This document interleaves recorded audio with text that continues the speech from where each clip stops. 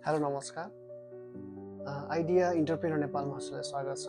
आज चाहिँ म नेपालमा अर्थमन्त्रीद्वारा नेपालमा चलिरहेको प्रोग्राम जुन छ अहिले जुन डेली लाखापति र 15 दिनमा 10 लाख जित्ने अवसर जुन उपलब्धि भइरहेको छ नेपालमा उपभोक्ताको लागि भनेर डिरेक्टली भनिएको पनि छ भने अहिले चलिरहेको जुन प्रोग्रामको बारेमा चाहिँ म सानो कुराहरू टिप्पणीहरू लिन गइरहेको छु। गरिरहेको जुन अहिले चलिरहेको प्रोग्राम छ त्यसलाई नराम्रो भन्न सकिँदैन, तर जुन तरिकाले चलिरहेको छ त्यो चाहिँ अलि राम्रो अथवा पारदर्शी तरिकाले चलेको अलि नचलेको हो कि जस्तो लागेर चाहिँ जुन अहिले नेपालको स्थिति र नेपालमा भइरहेको पसलहरूले चाहिँ सबैलाई बिल दिन सकिरहेका छन् कि छैनन्। बिल त्यहाँ चाहिँ बिल दर्ता गराएपछि जुन लट्री पाउने भनेको छ, अनि अब अनलाइन पेहरू गर्दाखेरि चाहिँ त्यतिकै अपडेट आफै हुने भएको हुनाले गर्दाखेरि अब सबै पसलमा नेपालमा अब ग्रामीण क्षेत्र सहरी क्षेत्र होइन जता पनि बिल दिन सक्ने अवस्था छ कि छैन। आखिर उपभोक्तालाई जित्ने भनेपछि होल कन्ट्रीको चाहिँ नेपालभरिको चाहिँ उपभोक्ताहरू रहेको हुन्छन् होइन।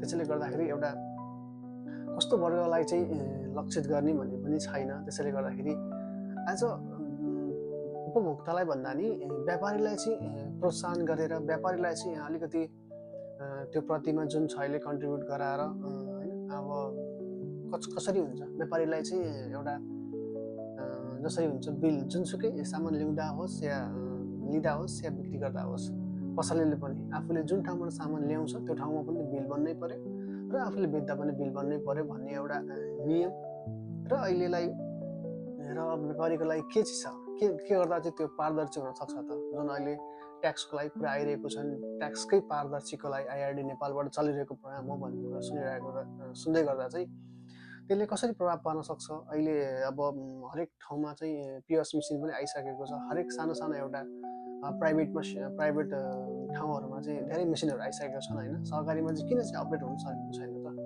सरकारले अपडेट नगरेको त हो नि होइन र, किनकि एउटा नियम बनाएपछि पसल दर्ता गर्नको लागि त हामी सरकार चाहिँ जानुपर्ने हुन्छ। सरकारले नै दर्ता गरेको चिज हो त्यो। र कसरी अहिले अब केही नभए नि महिनाको 30-35 लाख रुपियाँ त महिनाको चाहिँ सर गइ नै रहेको छ। त्यो चाहिँ कतिको उपयोग भइरहेको छ त। 30-35 लाख रुपियाँ भनेको चाहिँ केही नभए नि अहिले नेपालको कन्टेक्स्टमा त एकदम राम्रो अमाउन्ट नै हो, भोलिको राम्रो ठाउँ बन्ने अमाउन्टै हो।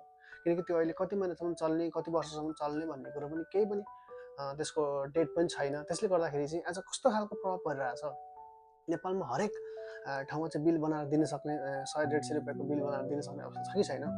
त्यो क्रिएट गर्नलाई चाहिँ कस्तो सरकारले आखिर त्यही नीतिमा चाहिँ क्रिएट गर्न सक्छ त। अब 1 महिना सकिएला रे भोलि त्यसको बिल खोज्ने दिन सकिएला अथवा लट्री सकिएला त्यसपछि फेरि कन्टिन्यू त्यसमै हामी पहिलाकै ठाउँमा अवस्थामा आउने त हो नि होइन र। के कस्तो लाग्छ तपाईँहरूलाई? सल्लाह सुझाव प्रतिक्रियालाई आशा गर्नेछु।